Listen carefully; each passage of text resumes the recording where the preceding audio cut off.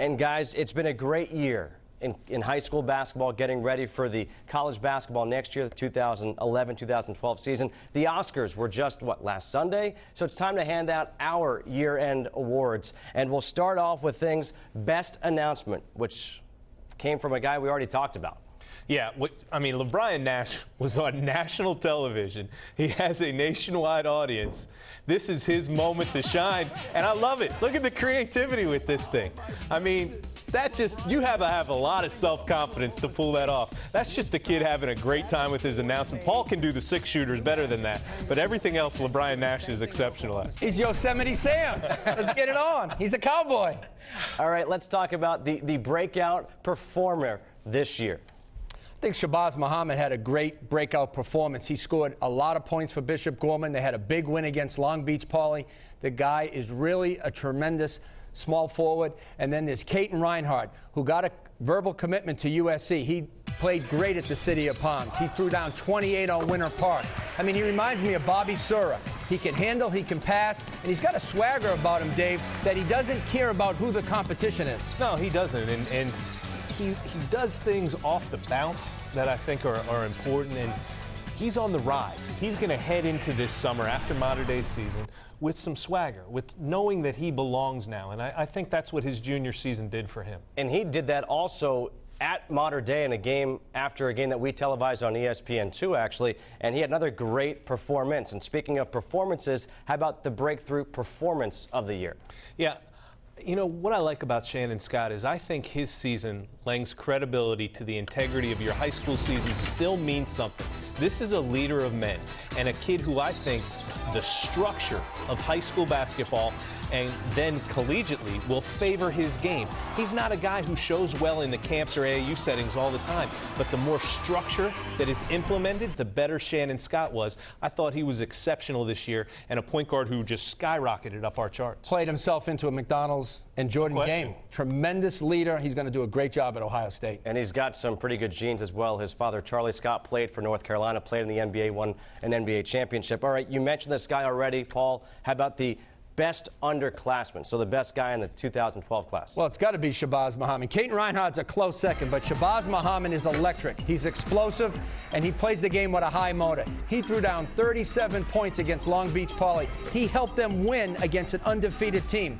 He's just getting better and better. His athletic ability is off the charts. I see him rising up the charts, and he's already in our top 10 in the Super 60. Yeah, I thought Jabari Parker had a great performance on our air early in the season, and then Shabazz, what he did a couple weeks ago was really, really nice. We talk so much when we talk high school basketball. Austin Rivers, #1 player in the class of 2011, has put on some great performances on our air the last couple of years.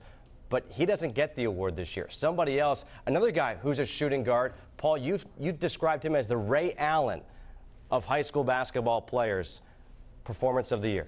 Easy. Bradley Beal. Listen, when you drop 40 points on your arch rival, B.J. Young, McClure North, and you do it on national TV, you're doing something right. But he showed the country he's much more than an outstanding shooter. He's a driver, a passer, a rebounder.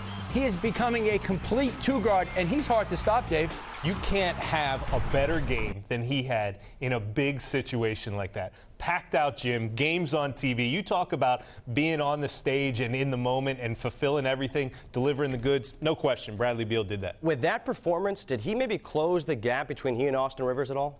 I think he did. I think he gets you thinking.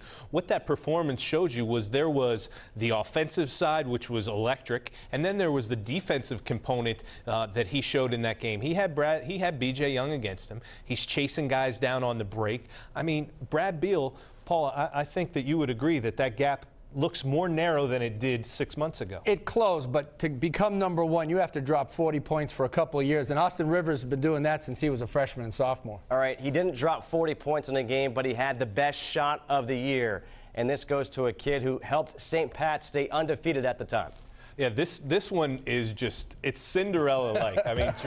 Jarrell Lane, at this point, Paul, he had more fouls than points, but it only takes one.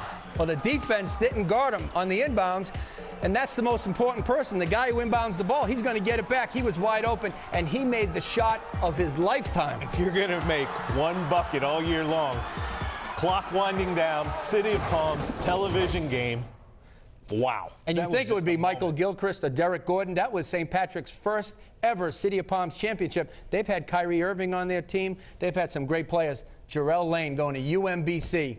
Makes the game Never winning forget shot. that moment. All right, those are the Oscars here for Recruiting Insider. But you know how in the Oscars they have the awards they give out the day before? Any other performances or anything else stand out to you this season? Well, one of the things that caught my eye early on was we saw Anthony Davis in a situation where he really had to do everything for his high school basketball team. As the year went on, he continued to post great numbers. But the performance that really caught my eye early in the season was Jabari Parker for Simeon. He raised the bar. What he did was he elevated his own ranking. And I think what he did, Paul, was he showed us the versatility of a guy who can pass, handle, think the game, and really is a big-time player in that 2013 class. No, I love Parker in his game, but for me, the moment to remember most was Findlay Prep. They play Yates from Houston, Texas, in Texas. Yates has a 66-game winning streak.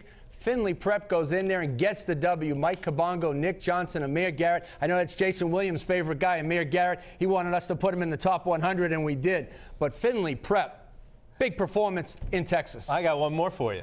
How about Miles Mack when he took down DeMatha and just rained three-pointers at the Hoop Hall Classic? I mean, what a separator right there.